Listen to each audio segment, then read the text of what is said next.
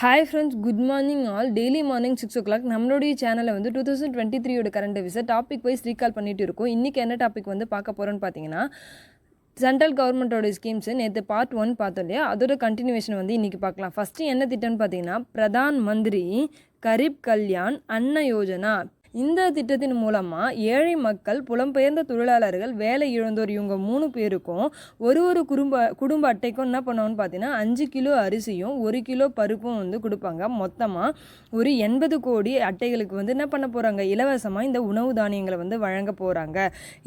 இந்த ஸ்கீம் மூலமாக இந்த உணவு தானியங்களை பெறதுக்கு எந்த வித அடையாள அட்டையுமே வந்து இவங்களுக்கு தேவையில்லையாமா.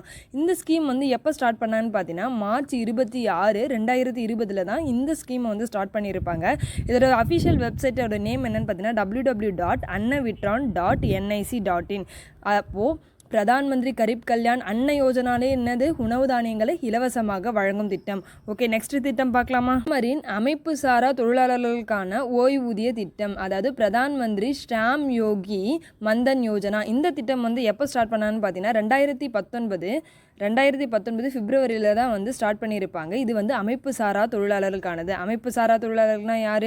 கட்டிட வேலை செய்கிறவங்கெல்லாம் நம்ம சொன்னோம் இல்லையா, அந்த அமைப்பு சாரா தொழிலாளர்களுக்கான ஓய்வூதிய திட்டம் தான் இது. இதற்கான தகுதிகள் என்னென்னு பார்த்தீங்கன்னா 18லேருந்து 40 வயசுக்குள்ளே இருக்கிறவங்க தான் இந்த ஸ்கீமில் வந்து சேர முடியும்.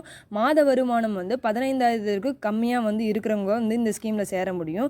இதற்கு வந்து ஒரு கல்வி தகுதி வந்து ஒரு கட்டாயமும் கிடையாது. இதற்கு என்னென்ன ப்ரூஃப் வந்து வேணும்னு பார்த்தீங்கன்னா ஆதார் கார்டும் பேங்க் பாஸ்புக் மட்டும், பேங்க் அக்கௌண்ட் நம்பர் மட்டும் வந்து இருந்தால் போதும் இந்த ஸ்கீமுக்கு.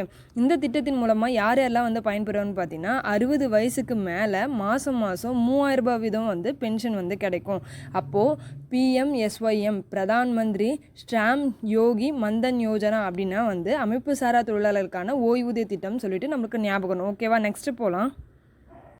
பிரதமரின் ஏழைகளுக்கான வேலை வாய்ப்பு திட்டம், பிரதான் மந்திரி கரீப் கல்யாண் ராஜ்கர் அபியான். இது வந்து ஒரு வேலை வாய்ப்பு திட்டம். யார் யாருக்கெல்லாம் வந்து இதில் வேலை வாய்ப்பு கொடுக்க போகிறாங்கன்னு சொல்லிட்டு பார்த்தீங்கன்னா, புலம்பெயர்ந்த தொழிலாளர்களுக்கும் நகரத்தில் இருக்க ஏழை தொழிலாளர்களுக்கும் தான் வந்து இதில் முன்னுரிமை கொடுக்க போகிறாங்க. ஓகே, வேலை வாய்ப்பை எப்படிலாம் சொல்லிட்டு வழங்க போகிறாங்கன்னு பார்த்தீங்கன்னா, அவங்களுக்கு 25 வகையான உள்ளூர் தொழில்கள் சம்மந்தப்பட்ட ட்ரைனிங்ஸை வந்து ஃப்ரீயாக கொடுத்து அவங்களுக்கு ஒரு நிலையான இருப்பிடத்தையும் சுகாதாரம் மற்றும் வேலை வாய்ப்பை வந்து அவங்களுக்கு என்ன பண்ணணும், உறுதிப்படுத்தணும். இந்த திட்டம் வந்து எப்போ ஸ்டார்ட் பண்ணாங்கன்னு சொல்லிட்டு பார்த்தீங்கன்னா June 20, 2020 தான் வந்து என்ன பண்ணியிருப்பாங்க, இந்த திட்டத்தை வந்து ஸ்டார்ட் பண்ணியிருப்பாங்க. இந்த திட்டத்தினுடைய அஃபிஷியல் வெப்சைட் வந்து www.gkra.nic.in. ஓகேவா. ஓகே, நெக்ஸ்ட் திட்டத்துக்கு போகலாம்.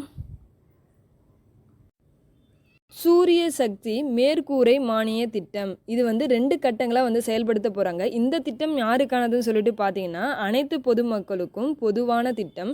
இதில் என்ன பண்ண போகிறாங்கன்னு பார்த்தீங்கன்னா 2022க்குள்ள 40,000 மெகாவாட் சூரிய ஒளி மூலமாக வந்து மின்சாரத்தை உற்பத்தி செய்ய போகிறாங்க. ஓகேவா, 40,000 மெகாவாட் சூரிய ஒளியை மின் உற்பத்தி செய்ய போகிறாங்க. இதில் சோலார் பேனல்ஸ்லாம் வந்து கொடுக்குறாங்க இல்லையா பப்ளிக்கு, அவங்களுக்கு 3 கிலோவாட் வரைக்கும் இருந்தால் வந்து 40% மானியமும், 3 கிலோவாட்டருக்கு வந்து அதிகமாக வந்து வாங்குறவங்களுக்கு 20% மானியமும் வந்து மத்திய அரசின் சார்பாக வந்து கொடுப்பாங்க. இதன் மூலமாக 8 கோடி வேலை வாய்ப்புகளை வந்து நம்ம புதுசாக உருவாக்க முடியும்.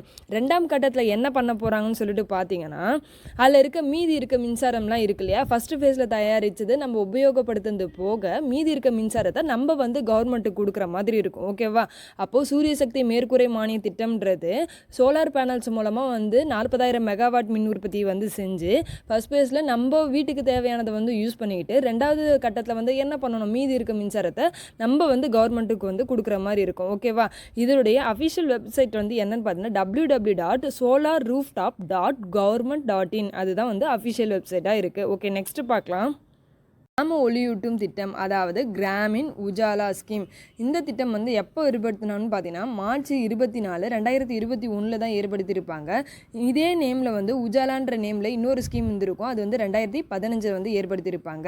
சரி, ஓகே. கிராமின் உஜாலா ஸ்கீமுடைய நோக்கம் என்னன்னு பார்த்தீங்கன்னா, நாட்டில் உள்ள அனைத்து கிராமங்களுக்கும் இருக்கிற பொதுமக்களுக்கு மலிவான விலையில் LED பல்ப்ஸ் வந்து கொடுக்க போகிறாங்க.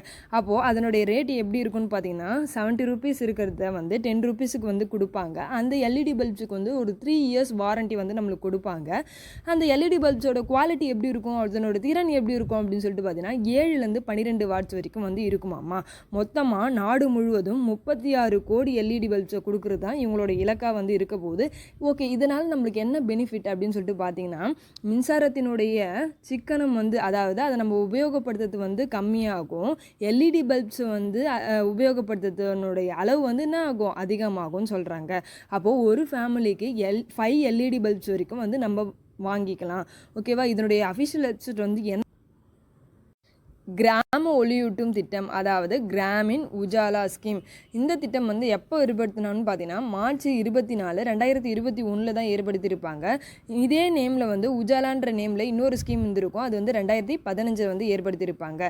சரி, ஓகே. கிராமின் உஜாலா ஸ்கீமுடைய நோக்கம் என்னன்னு பார்த்தீங்கன்னா நாட்டில் உள்ள அனைத்து கிராமங்களுக்கும் இருக்கிற பொதுமக்களுக்கு மலிவான விலையில் எல்இடி பல்ப்ஸ் வந்து கொடுக்க போகிறாங்க.